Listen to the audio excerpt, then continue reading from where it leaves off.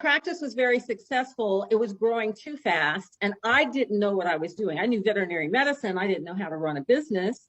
I was getting folks to help me. I was doing all of the things, but I was running, and I woke up one morning and I wasn't having fun. I said, what the heck?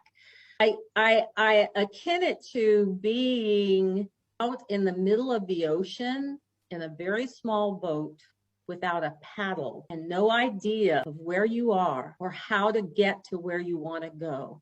No idea of what your direction is. Do I go this way? And then how am I going to do it? I'm going to use my hands as a paddle, but I'm stuck in the middle of the ocean. I got to do something.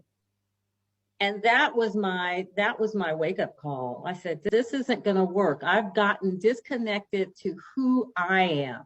And that's the process that brought me to coaching. It's interesting. When you are ready, the teacher will come. And I remember sitting at my kitchen table, and this woman who was trying to sell me insurance for my business, we ended up talking about spirituality rather than insurance. The conversation went that way. And she ended up taking me to my first spiritual teacher. So the reason why she was at my house was not to sell insurance. It was to get me connected in this way. And that, to make a long story short, that process, meeting that woman, gave me my first lessons in mindset, in the power of positive thought, in how our thoughts create what we get.